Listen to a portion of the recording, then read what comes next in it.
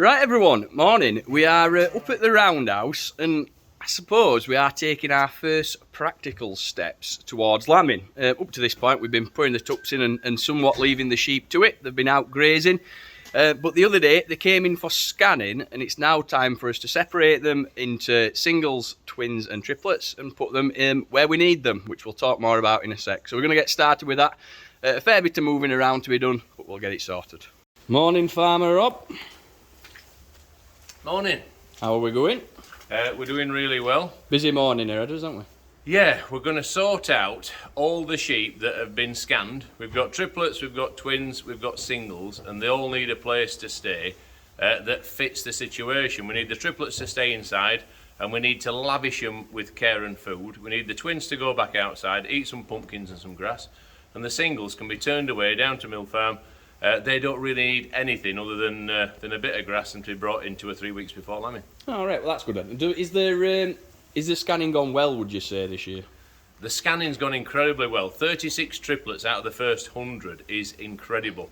It sort of makes you think we're going to have a fair bit of bottle feeding to do. We're going to have to be hands-on. We're hoping to do some wet adoptions. A wet adoption is where you take a triplet lamb and convince a ewe that's had a single that it actually belongs to her. And if you can do that, that's like gold dust. If you can do that, you're really winning. Yeah, so maybe say a few more triplets we would like, but it means as sheep are in good health, doesn't it? They're doing really well. Yeah, I think probably a few more triplets than we'd like, but I'd rather it be that way than all singles and no lambs at springtime. Yeah, exactly. Yeah, we've had it's been a successful season for our tups and our ewes. Right, we'll crack on then. Plenty to move and plenty to do. Right, so first up, they're all in this one big pen, and we've got to separate them off. So they're all scanned together. They've been marked appropriately, have they, Rob?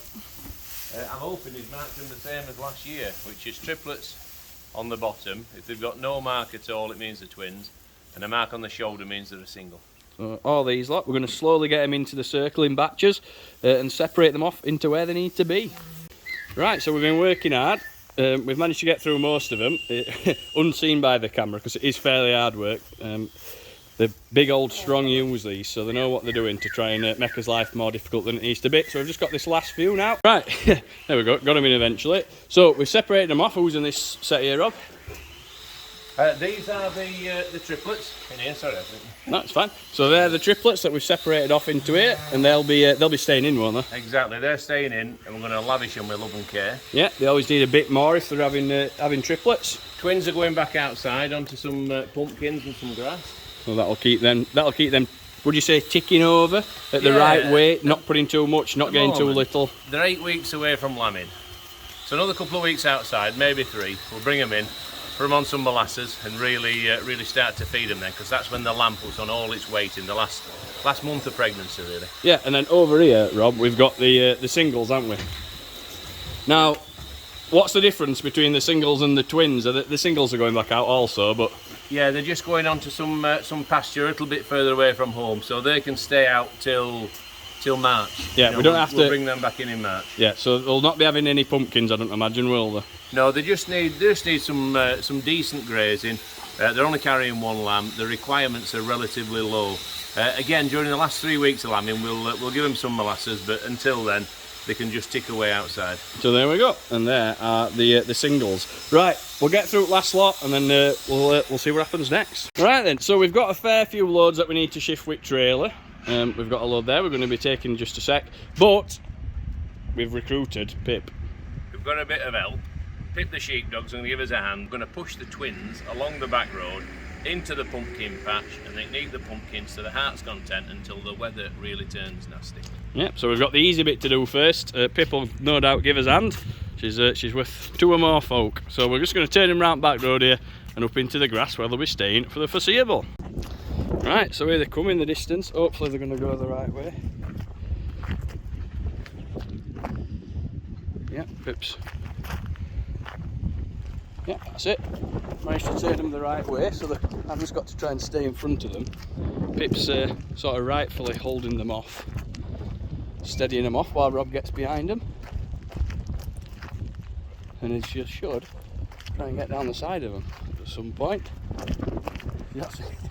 She's actually doing a really good job of this, just slowing them off. There we go. So in they come, gates open, and they will be spending the foreseeable time out in this field, eating some grass, and a nice bit of grazing for them to keep those twins happy, and a bit of supplementary food as and when they need it, in order to make sure the lambs that are born in February are as healthy as we need them to be. What a lovely sight. Did a good job there, didn't she, Rob? Cracking job. Just stalled them off at front. I think it was maybe a fluke. That was a happy accident, weren't it? There. But yeah. I'm going to give her the credit. Yeah. She was in the right place at the right time, and that's what you want from a sheepdog. Well, yeah, definitely. Right then, everyone. There we go. Everything's done and dusted, and like I say, a big step towards lambing, really, isn't it? Yeah, good morning's work there, and thank you very much for helping, Dale. No problem. We've made a nice video. Dale's given me a right good help, which I appreciate. And it's just that next step towards lambing time. The weather feels like spring. Just done it. Let's hope we have 10 some more of degrees. this. Yeah, we hadn't had a winter. So when are we lambing again, Rob? We start on the middle of February, and then we've got the second batch the middle of April. Yeah, so it's the usual stuff. It's like 140 or something this lot, is it? 140 on the first batch, and then maybe 300 on the second. And two Shire horses during that same period, so it's going to be a busy old run for us. And plenty of goats. Plenty of goats and all. Right then, folks, thanks very much for watching. Like I said, one of the big steps towards lambing has happened this week, so they're all in the rightful place. Thanks for watching, and we'll see you later. Bye, everyone. Bye. Bye.